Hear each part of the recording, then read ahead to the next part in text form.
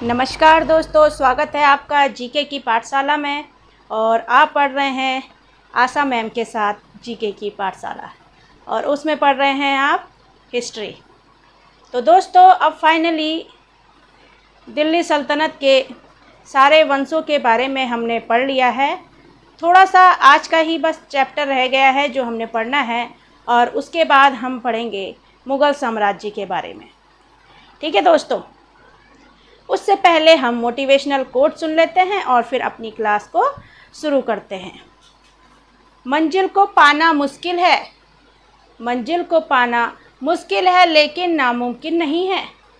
मुश्किल तो देखो दोस्तों सब कुछ होता है ना। जब तक हम वो काम नहीं करते हैं तो हमें हर चीज़ क्या लगती है, मुश्किल लगती है। हम सोचते हैं कि हम नहीं कर पाएंगे, लेकिन दोस्तों वो नामुमकिन नहीं है। नामुमकिन क्यों नहीं है? क्योंकि देखिए, भगवान ने हमें सब कुछ दे रखा है और सबसे बड़ा हमें दिमाग दे रखा है। अगर हमारा दिमाग ठीक है तो हम बड़े से बड़ी कठिनाई को भी और बड़ी से बड़े टारगेट को भी अचीव कर सकते हैं। आप देखते हैं ना, जिसके हाथ पैर भी नहीं होते हैं कैसे वो पढ़ाई कर लेता है। फिर भी देखते होंगे आप कितने लोगों की स्टोरी मैं यूट्यूब में भी देखती हूँ और वैसे टीवी में भी देखती हूँ, तो कितने इंटेलिजेंट होते हैं वो लोग। सिर्फ कैसे? अपने दिमाग के बलबूते पर। तो दोस्तों सबसे बड़ा हमारा दिमाग है, और अगर हमारा दिमाग मजबूत है और हर कार्य को करने के लिए सक्षम है तो दोस्तों हम हर कार्य कर सकते हैं। चाहे हमारे शरीर में कितनी भी प्रॉब्लम हो, हमारा दिमाग होना चाहिए जो बिल्कुल मजबूत होना चाहिए, है ना। तो दोस्तों मंजिल को पाना मुश्किल है लेकिन नामुमकिन नहीं है। दूर है मंजिल लेकिन इतनी भी नहीं कि यह तुम पा भी ना सको। दूर हो है मंजिल, जैसे कहते हैं ना IAS IPS लोग बनते हैं, तो जो नहीं पढ़ पाते लोग या थोड़ी बहुत तैयारी करते हैं वो सोचते हैं हम कहाँ बन पाएंगे IAS IPS ऑफिसर। वो तो बहुत बड़ा पेपर होता है, बहुत बड़ी पोस्ट होती है, और उसके लिए इतनी पढ़ाई कहाँ से कर पाएंगे। लेकिन दोस्तों उनकी पढ़ाई भी इतनी कठिन नहीं होती। यही सारे सब्जेक्ट आते हैं, जनरल स्टडीज़ के सब्जेक्ट आते हैं, और थोड़ा बहुत रीजनिंग आती है और इंग्लिश आती है। तो वो तो आप शुरू से पढ़ते हुए आ रहे हैं, है ना। जब आप कितने क्लास में थे, 1 में थे, तब से आप हिंदी भी पढ़ते हुए आ रहे हैं, इंग्लिश भी आ रहे हैं, मैथ्स भी पढ़ते हुए आ रहे हैं, और उसी को पढ़ के थोड़ा क्या हो गया है, सिलेबस थोड़ा बड़ा हो गया है, मगर है तो चीज़ वही। हमें क्या ज़रूरत है? थोड़ी सी गाइडेंस की, कोई टीचर हमें ऐसा मिल जाए जो बिल्कुल समझा दे और थोड़े अपने आप को मजबूत करने की। एक बार दिल जान लगाकर कोशिश तो करो तो सही, तुम्हें ज़रूर उसका फल मिलेगा। और कुछ ना भी मिला, वैसे तो मिलना चाहिए, और अगर बाई चांस ना भी मिला तो दोस्तों आपको अनुभव तो मिलेगा, सीख मिलेगी कहाँ मैं गलतियाँ कर रहा हूँ, और यही अनुभव आपका उम्र भर साथ देगा। कैसे? जो गलतियाँ आप करते आ रहे हैं तो उन गलतियों को दोबारा थोड़ी दोहराएंगे, उन गलतियों पे सुधार करेंगे, तभी तो आगे आप और अच्छे बेटर बनते जाएंगे, बेहतर बनते जाएंगे, है ना। तो दोस्तों अब मोटिवेट आप हो गए होंगे, तो अब हम क्लास शुरू करते हैं। सिकंदर लोदी के बारे में हम पढ़ रहे थे। 1489 से 1517 ईस्वी तक इनका काल था, और सिकंदर लोदी का नाम क्या था? निजाम खान। क्या था? निजाम खान। उसने आगरा नामक शहर बसाया 1504 में। आ जाता है ये क्वेश्चन कि आगरा शहर किसने बसाया। बहुत से शासकों के नाम आते हैं, फ़िरोज़ तुगलक, मोहम्मद बिन तुगलक, बाबर या सिकंदर लोदी। तो किसने बसाया था आगरा? सिकंदर लोदी ने 1504 में। ठीक है। भूमि माप के लिए इन्होंने गजे सिकंदरी नामक यूनिट बनाई, अनाजों से कर हटा दिया, और साहित्य में सिकंदर लोदी ने स्वयं गुलरुखी नाम से कविता लिखी, गुलरुखी नाम से। फ़िरोज़ तुगलक ने जैसे ज्वालामुखी मंदिर में जाकर संस्कृत की पुस्तकें ले आया था और उनका फ़ारसी में अनुवाद करवाया था। वैसे ही सिकंदर लोदी ने भी देखिए आयुर्वेदिक ग्रंथों का फ़ारसी में अनुवाद करवाया। मतलब क्या है, मतलब जो भी हिंदी पुस्तकें हैं उनका सारा ज्ञान इन्होंने लिया फ़ारसी भाषा में। तो इन्होंने भी ज्ञान अर्जित करा। जो भी भारत के जो पुराने वैज्ञानिक थे, ऋषि मुनि थे, उनके द्वारा जो पुस्तकें लिखी गई थी उनका सारे ज्ञान का अध्ययन किया इन्होंने फ़ारसी भाषा में। तो देखिए सिकंदर लोदी ने एक गायन ग्रंथ भी बनवाया। अच्छा दोस्तों, ये जो सिकंदर लोदी ने आयुर्वेदिक ग्रंथों का फ़ारसी में अनुवाद करवाया ना, तो उसका नाम रखा फरहंग ए सिकंदरी। क्या नाम रखा? फरहंग ए सिकंदरी। ठीक है। उन्होंने एक गायन ग्रंथ भी बनवाया जिसका नाम था लज्जत ए सिकंदरी। गायन ग्रंथ का क्या नाम था? लज्जत ए सिकंदरी। और आयुर्वेदिक जो ग्रंथ है उनका फ़ारसी में अनुवाद करवाया था फरहंग ए सिकंदरी। ठीक है। जो लज्जत ए सिकंदरी है दोस्तों, ये भारतीय संगीत का प्रथम फ़ारसी ग्रंथ कहलाता है। अब सिकंदर लोदी के द्वारा वास्तुकला का भी निर्माण हुआ। जैसे सिकंदर लोदी ने दिल्ली में बहलोल लोदी का मकबरा बनवाया। बहलोल लोदी कौन था आप जानते हैं ना? बहलोल लोदी जो था लोदी वंश का संस्थापक था। उसका मकबरा बनवाया सिकंदर लोदी ने। मोट मस्जिद बनाई सिकंदर लोदी के गवर्नर मियाँ भुआ ने मोट मस्जिद बनाई। अब सिकंदर लोदी की मृत्यु हुई कब? 1517 ईस्वी में मृत्यु हो गई।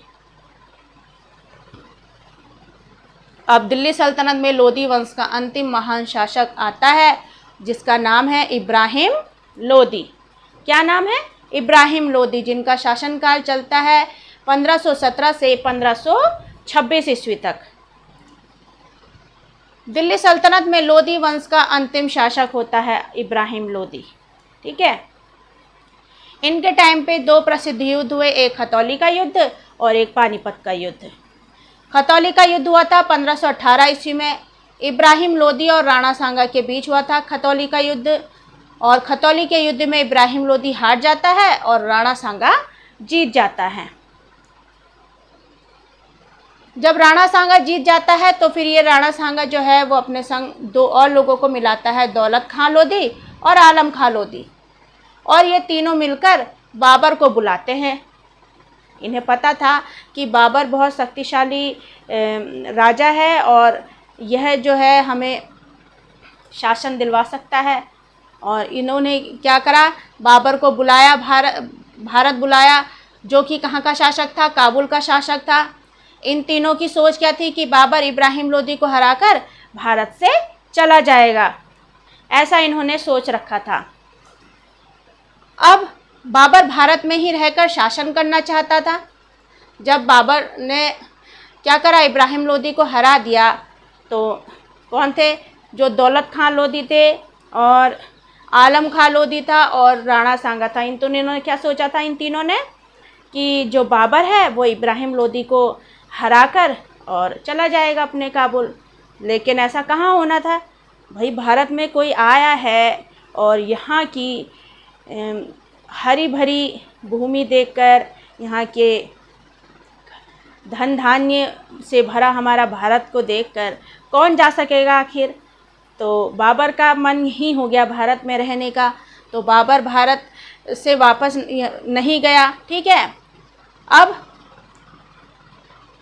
भारत में रहकर ही शासन करा इसने और फिर भारत में रहकर ही इसने मुगल वंश की स्थापना की। तो किसके द्वारा बुलाया गया था? दौलत खां लोदी, राणा सांगा और आलम खां लोदी के द्वारा बाबर को बुलाया गया था। अब बाबर क्या करता है? पंजाब को जीतते हुए 21 अप्रैल 1526 को पानीपत का प्रथम युद्ध करता है। किसके साथ करता है? इब्राहिम लोदी के साथ। 21 अप्रैल 1526, पूरी डेट याद करिएगा, ये आती है। ठीक है।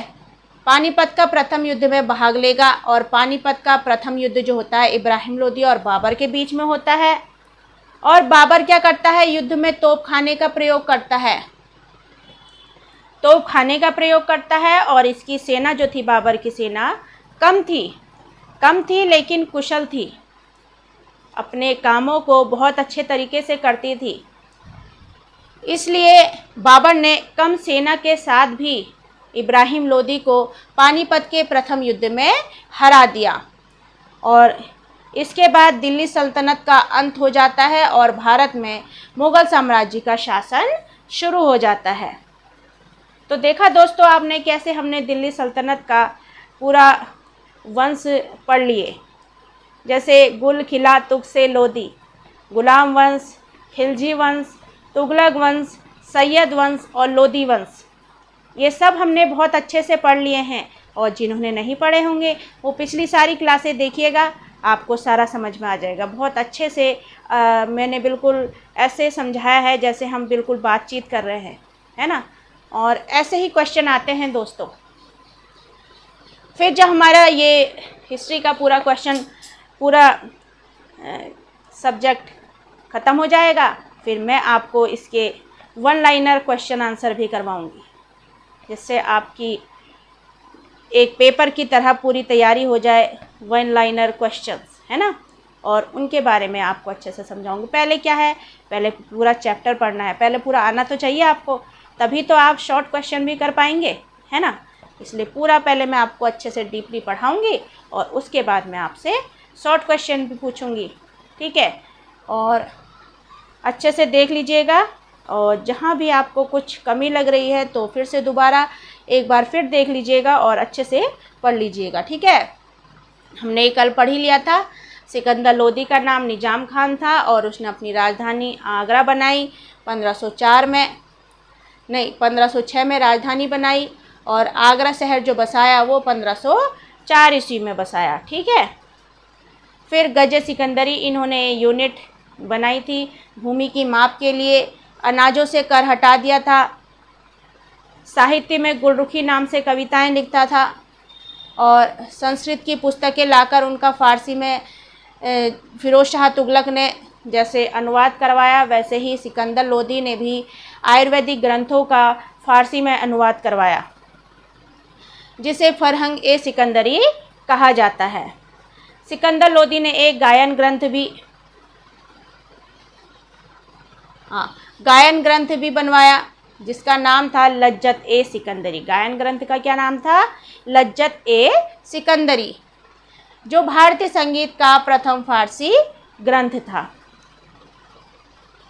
फिर सिकंदर लोदी के द्वारा जो वास्तुकला का निर्माण हुआ उसमें बहलोल बनाया और मोट मस्जिद बनाई थी सिकंदर लोदी के गवर्नर मियां हुआ ने। फिर सिकंदर लोदी की मृत्यु हो गई थी 1517 ईस्वी में, और दिल्ली सल्तनत में लोदी वंश का अंतिम महान शासक होता है सिकंदर लोदी।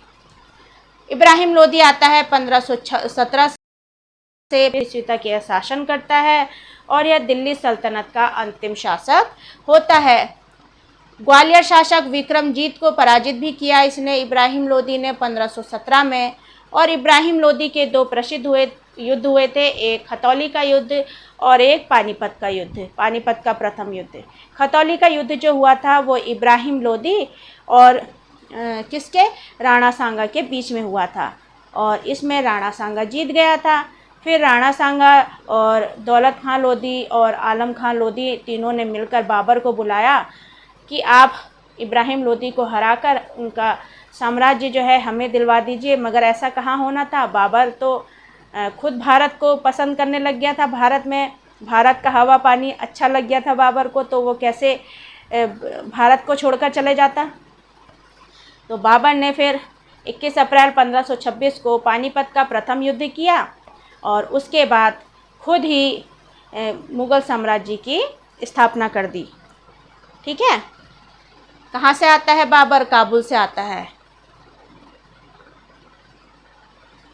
तोप खाने का प्रयोग करता है ये, और बहुत कम सेना होती है बाबर के पास इब्राहिम लोदी को हराने के लिए, लेकिन वो सेना जो होती है वो कुशल होती है, अपने काम में एक्सपर्ट होती है। और इसी तरह मुग़ल साम्राज्य का शासन अब आगे शुरू होगा। और दिल्ली सल्तनत का हमने सारे वंश पढ़ लिए थे, और अगर अच्छी लगी हो क्लास तो एक दो बार और पढ़ लीजिएगा, अच्छे से आपको समझ में आ जाएगा। ठीक है, तब तक के लिए अपना ध्यान रखें, खुश रहें और स्वस्थ रहें। Thank you.